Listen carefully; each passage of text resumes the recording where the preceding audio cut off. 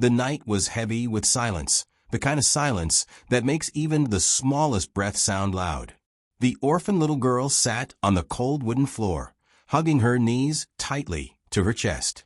Her clothes were torn, her hair messy, and her eyes swollen from crying. She whispered again, her voice trembling like a fragile candle flame. "Please don't make us stay here." Her words floated into the room, but no one cared to listen. Around her, the walls seemed to press closer, carrying the echoes of screams, arguments, and broken promises. It wasn't a home. It was a prison disguised as a house, where children were nothing more than burdens, and compassion had long ago disappeared. She remembered the day they brought her here. The cruel faces, the forced smiles hiding intentions darker than the night itself. They promised safety, but the moment the door closed, the mask fell. Chores, punishments, humiliation, that became her daily routine. The little girl, who once dreamed of a father's warm embrace, now learned to fear every footstep in the hallway. That evening, the cruelty was heavier. She had been told to clean a table she couldn't even reach. When she failed, a plate was smashed on the floor beside her, shards scattering like threats across her skin. Her hands shook as she tried to pick them up, one piece cutting into her palm. She winced, but not a single hand reached out to help. Instead, laughter echoed from the corner. Laughter at her pain. Her tears burned. She sobbed louder this time, her voice trembling as she begged, "Don't make us stay here. Please." Her cry was not only for herself, but for the younger children hidden upstairs, too afraid to come down. She carried their pain as if it were her own, because she knew they didn't have the strength to speak up. The woman who ruled the house, sharp eyes, cold smile, only sneered. "Stop your whining," she spat. "This is where you belong. No one's coming for you." Those words cut deeper than the glass. No one's coming for you. They echoed inside the little girl's chest, threatening to crush the last fragile piece of hope she held onto. She lowered her gaze, gripping her injured hand, trying to stop the bleeding with the hem of her dress.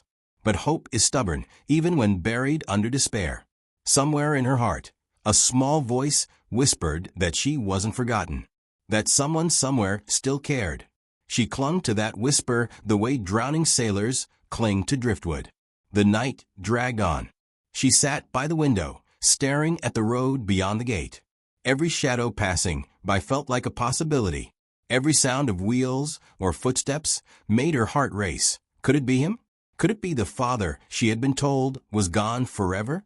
Her sobs grew quieter, turning into hiccups, her little body trembling from exhaustion. She pressed her forehead against the glass, whispering again, "Please don't make us stay here." And then, as if the universe had listened, headlights cut through the darkness outside. A car stopped abruptly in front of the house. Doors slammed. Heavy steps followed, strong, determined, furious. The children upstairs stirred, peeking from behind cracked doors. The woman in the kitchen froze, her smirk fading for the first time. The air thickened with tension, and the orphan little girl's breath caught in her throat. The front door burst open with a thunderous crash. And there he was, tall, commanding, dressed in sharp clothes that spoke of wealth and power. But it was not his appearance that froze everyone. It was the fire in his eyes. Her millionaire father had arrived. He scanned the room, his gaze landing on his daughter's tear-streaked face, the blood on her tiny hand, the broken plate on the floor. His chest rose and fell with fury. For a second, no one dared to move. Then his voice exploded, shaking the walls. "Who did this?" he shouted, the kind of roar that makes the cruelest heart tremble. The little girl gasped, her sobs breaking into new tears. But this time, they weren't only of pain. For the first time in what felt like forever, someone had come. Someone had listened. If this first chapter made your heart ache, share this story, leave a comment, and let others know you're here with us. More is coming, and you won't want to miss what happens next. The woman in charge tried to fix her smile, but it cracked like thin ice. She stepped forward with a towel in her hand, as if the mess on the floor were the only problem. "It was an accident," she said quickly, voice sweet and slippery. "She's clumsy. We take good care of." "Don't," he cut in, his stare pinning her to the spot. The word wasn't spoken loudly, but it carried weight, the kind that makes lies fall silent. He kneeled beside the little girl and, with a gentleness that betrayed the rage in his jaw, took her small hand. The cut was shallow but jagged. He folded his own handkerchief over it, steady and careful, as if the simple act of being careful could repair every bruise she didn't show. "Who hurt you?" he asked, softer now. Her mouth opened, then closed. Fear was a habit here. It taught children how to swallow truth like broken glass. She glanced toward the kitchen. The woman stared back with a warning that most grown men would understand. He followed the glance. "Names," he said. "I want names." No one answered. A door creaked upstairs. A pair of eyes, then two more. Small faces peered from shadows, curious, frightened, hungry for a miracle. He stood taller than the room, and his voice filled it. "My daughter will never spend another night here," he declared. "And neither will any child who has been harmed." He looked at the woman again. "Phone. Now." She hesitated, then handed it over with stiff fingers. "Who are you calling?" He tapped the screen with a calm that felt like the surface of a storm. "People who work for me, and people who work for the law." Her throat bobbed. "There's no need to escalate." "The need escalated the day you decided to make fear a language," he said. He turned back to his daughter. "Where is your room?" She pointed weakly toward the stairs. He lifted her with a practiced motion, as if carrying her was the most natural thing a father could do. The children upstairs vanished behind their doors like tiny sparks retreating from wind. He climbed steadily, the steps complaining under his weight, and paused at the landing. The hallway smelled of bleach and something else, old tears, perhaps, if such a thing can linger after it dries. The girl's room was small and bare, the kind of space that teaches a child to make friends with corners. A thin blanket, a pillow that had long given up being soft, a drawer that didn't close all the way. He scanned it, jaw tightening. In the drawer, he found a crumpled scrap of paper with hand-drawn stars on it. Carefully, he unfolded it. In the middle, a stick figure with messy hair held the hand of a taller figure drawn with a crown. Underneath, in uneven letters, "He will come." He closed his eyes for a breath. Then he put the paper into his suit pocket as if it were made of glass. When he carried her back downstairs, the house had shifted. The woman stood rigid, arms crossed, lips thin. A man had joined her, broad shoulders, wet hair, soap still clinging to his collar. He looked at the millionaire as one looks at a locked door, with irritation, not fear. "That's the father," he scoffed. "The rich one?" He flashed a grin at the girl that had no warmth. "You should teach her manners before you start shouting, sir. She lies. It's what they do." The millionaire did not rise to the bait. He adjusted his daughter's weight against his chest and spoke as if the man were already irrelevant. "Where are the other children?" The woman bit out, "Asleep." "Children sleep when they feel safe," he replied. "Tonight, no one is sleeping." He stepped to the front door and opened it wide. Night air spilled in, damp, cool, honest. He dialed again. "Bring a car," he told someone. "And the doctor. And 3 of the social workers who owe me favors." "Yes. Now." The man snorted. "You think you can just walk in and take whoever you want?" He moved closer, puffing himself up. "You don't own this house." "I don't need to," the millionaire said. "All I need is the truth. And the truth has a way of paying its debt." The girl tugged at his shirt. "They keep the pantry locked," she whispered, voice small. "They eat late after we sleep." He looked at her, then at the woman, whose face hardened. He shifted the girl into the crook of one arm, reached into his pocket, and produced a thin ring of keys someone had been foolish enough to leave by the staircase. The pantry resisted, but the lock turned. Inside, shelves lined with jars and tins, enough food to feed twice as many as lived here. On the lower shelf lay a tray with cold meat, cheese, and bread wrapped in neat paper, an adult's midnight comfort. He stood there for a long breath, the kind where the world learns it has crossed a line.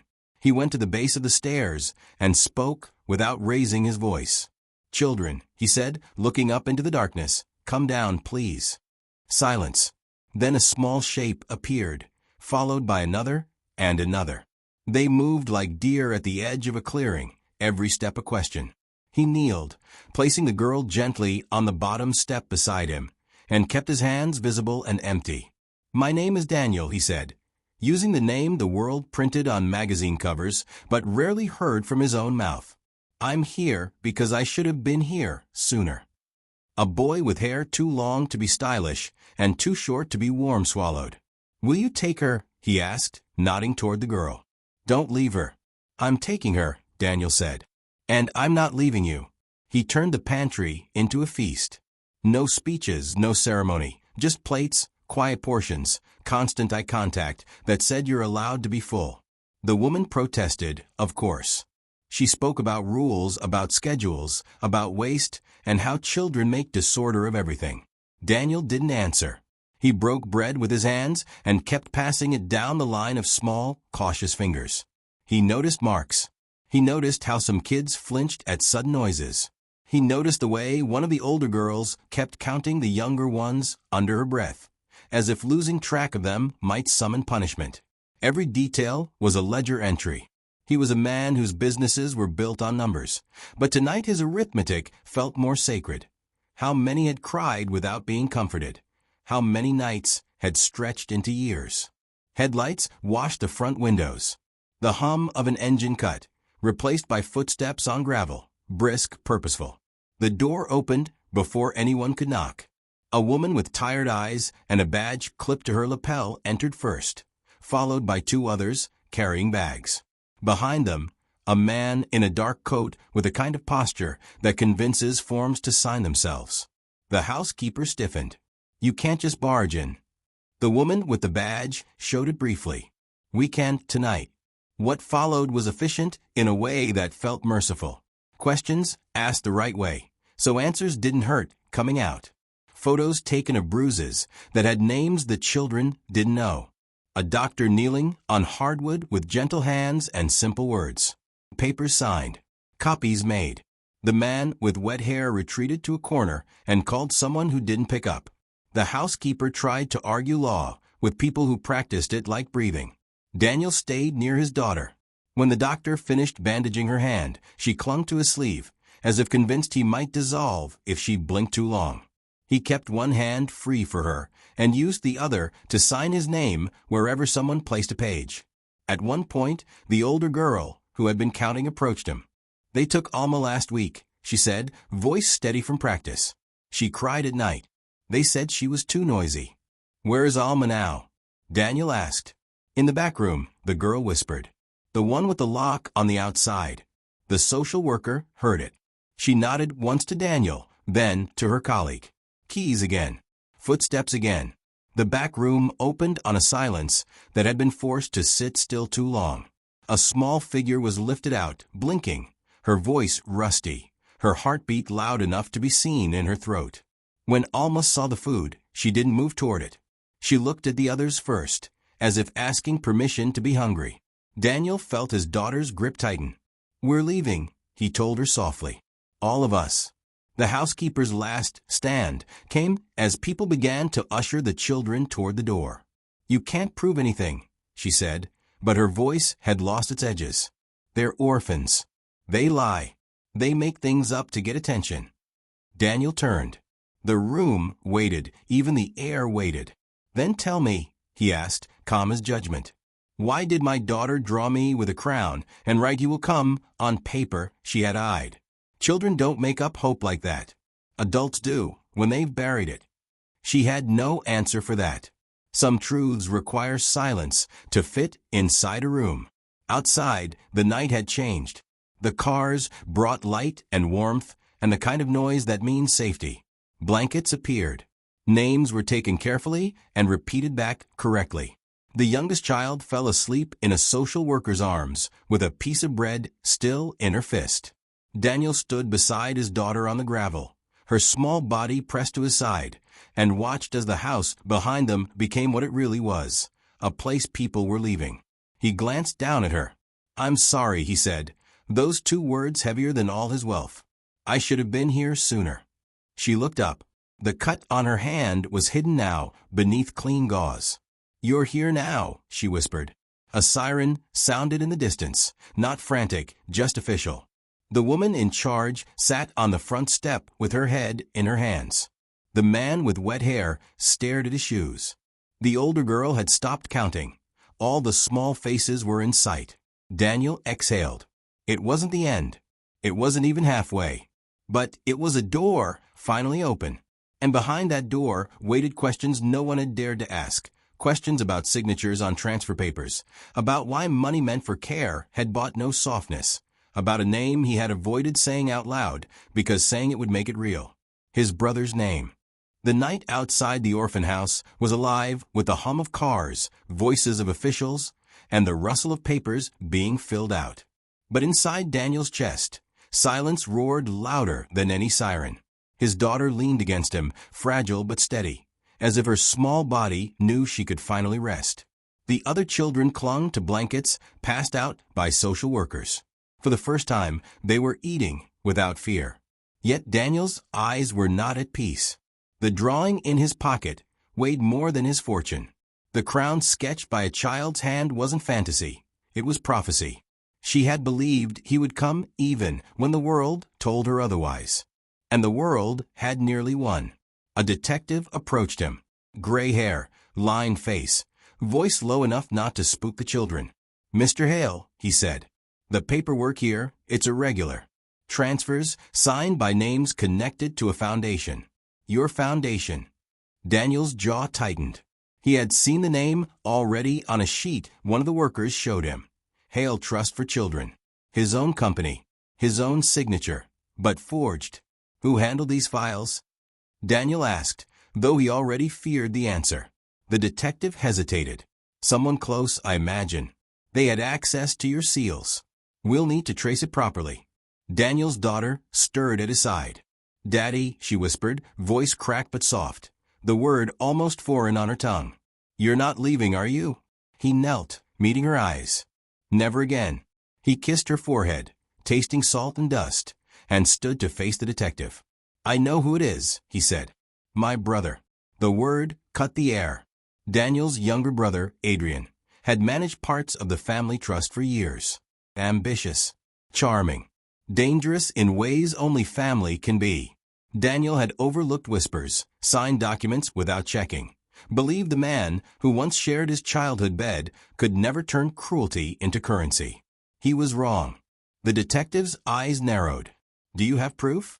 "I'll get it," Daniel replied, voice low, sharp. "And when I do, this house will only be the beginning." Meanwhile, the children were being escorted into waiting cars. One by one, names were taken down. But the older girl, the one who had been counting the others, stayed close. She tugged Daniel's sleeve when the social worker turned away. "They said if we told anyone," she whispered, "we'd disappear. Not just us, but the people we love." Daniel's stomach turned. Threats like that weren't the language of desperate caretakers. They were the fingerprints of power. His brother's fingerprints. He bent low. "What's your name?" "Eva," she said. "Eva," he repeated. "Nothing will happen to you again. That's my promise." She studied him with eyes older than her years, measuring if promises were worth anything. Then she nodded once. It was small, but it was trust. Back at the cars, Daniel settled his daughter into the back seat, wrapping her in his coat. She held his hand as if letting go would make the world vanish again. He brushed her hair back, whispering, "Safe now." But safe was temporary. Safe was a word that lasted only until the next strike. And Daniel knew his brother well enough to know the next strike was already moving. He pulled out his phone and called his attorney, a woman who had built her career cleaning storms out of his empire. "Rebecca," he said, his voice steady but urgent, "I need every file Adrian has touched in the last 2 years.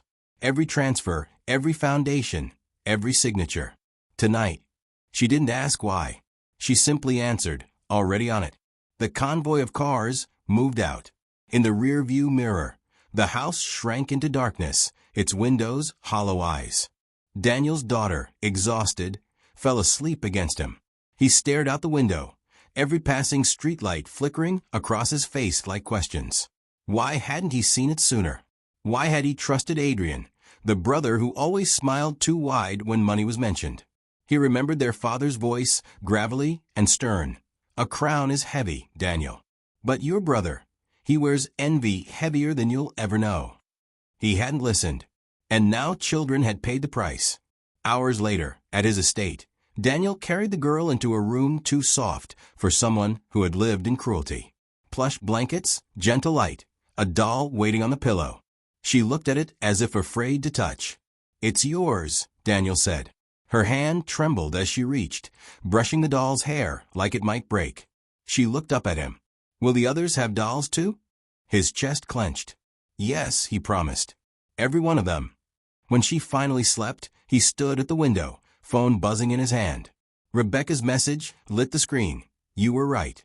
Adrian moved funds through the trust. The orphanage was one of many. Daniel exhaled, a sound halfway between rage and relief. His daughter's quiet breathing behind him was the only anchor he had. He knew what came next: confrontation, exposure, a reckoning not just for Adrian, but for every hand that had taken part. And in the shadows of his heart, Daniel made a vow. This ends with me. This ends tonight. The city was awake when it should have been asleep. Daniel's car cut through the midnight streets, its headlights carving a path toward the Hale corporate tower. He hadn't planned to confront Adrian tonight, but anger has its own sense of timing. Every second that passed with his daughter's soft breathing still in his ears made patience impossible. The lobby guard blinked in surprise when Daniel strode in. He didn't slow down, didn't explain. The building recognized him. The fingerprint, the lift that opened without question. The elevator rose too slowly for his pulse, each floor a reminder that truth lived at the top. The office lights were still on. Of course they were. Adrian was leaning back in a leather chair, sleeves rolled, drink in hand, as if he had been waiting. He smiled when Daniel entered, but the smile didn't reach his eyes. "Well," Adrian drawled, "the prodigal father returns. Did the sob story drag you out of your palace?" Daniel shut the door behind him with a controlled force that rattled the glass. He moved closer, not sitting, not drinking. "You forged my name." Adrian swirled the amber liquid. "So dramatic. I moved money. Children got roofs. You always hated details." "They weren't roofs," Daniel snapped. His voice cracked like a whip. "They were cages. You stole their childhood and lined your pockets with it." Adrian chuckled, slow and mocking. "Come now, brother. Don't act so pure. You built empires on boardroom blood. At least I dealt with assets that couldn't talk back." The words hung, vile and deliberate. Daniel's hand tightened into a fist, but he forced it open again. Violence would be too kind. He leaned on the desk. "Those kids have names, faces, scars. I saw them. I held her hand, my daughter's hand, cut open because of you. Do you know what she drew while you were sipping whiskey? She drew me with a crown. She believed I would come. You tried to make her believe no one would." For the first time, Adrian's smirk faltered. A flicker, brief but real. Then he straightened, mask snapping back. "So she has imagination. Children do." Daniel's voice dropped to a whisper sharper than any shout. "This isn't imagination. This is proof. Rebecca traced every transfer. Your signature is all over it. You're done." Adrian laughed again, but there was a crack in it. "Done? Don't be naive. I built networks, Daniel. Judges, bankers, politicians. Half of them owe me favors. You think a file will bring me down?" Daniel straightened, towering over the desk. "Not a file. A story. The world loves a story, Adrian. And nothing spreads faster than the tale of a millionaire's brother profiting from starving orphans."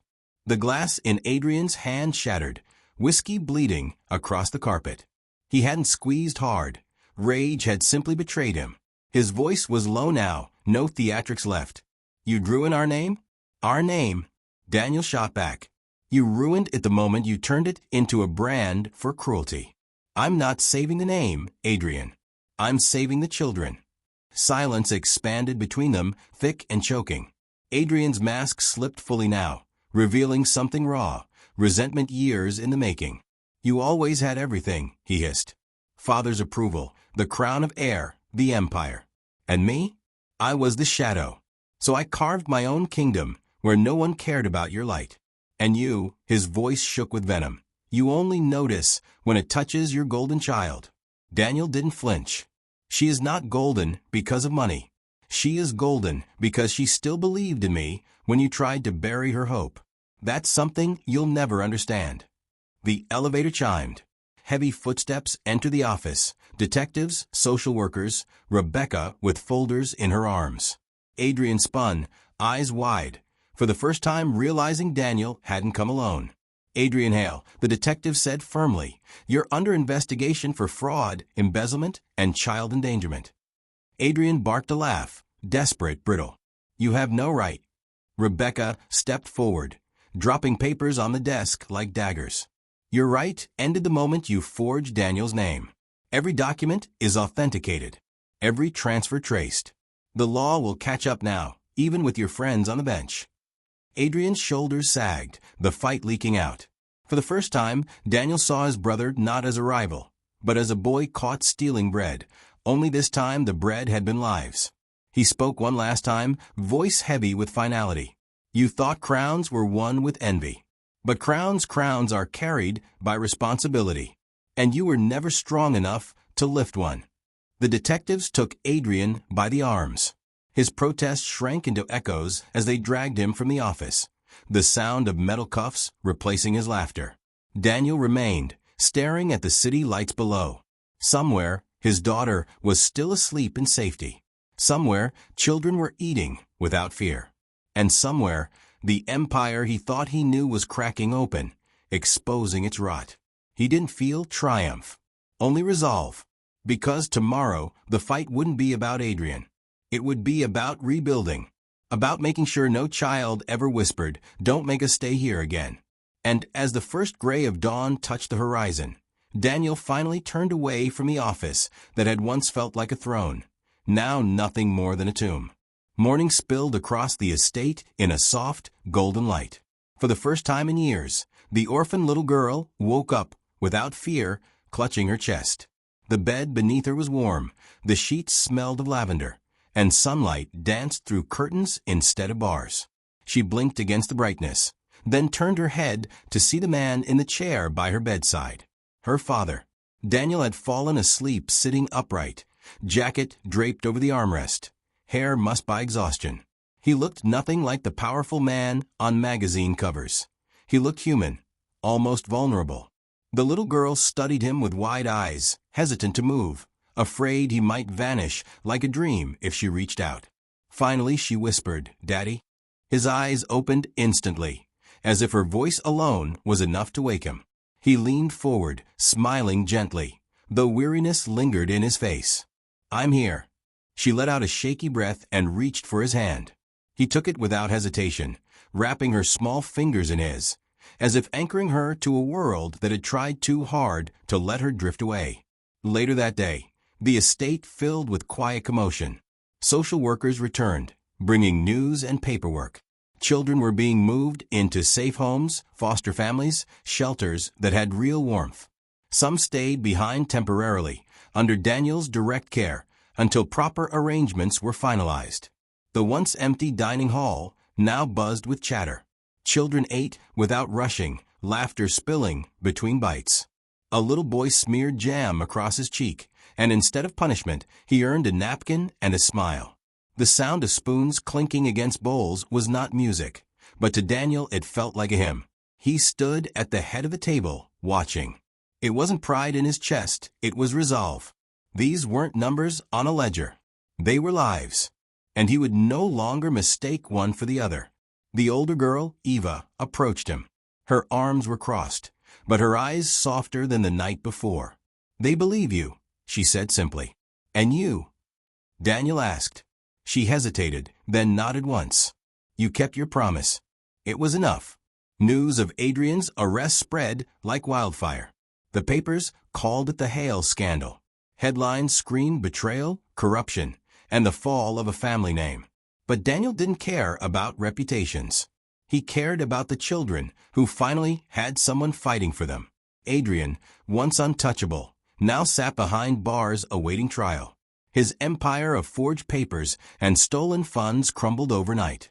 And while his lawyers scrambled, the world's sympathy turned not toward him, but toward the children whose voices had been stolen. Daniel knew the battle wasn't over. Money and influence could twist justice. But for the first time, the truth had allies beyond his own walls. Journalists, advocates, strangers who read the story and couldn't look away. That evening, Daniel carried his daughter out to the garden.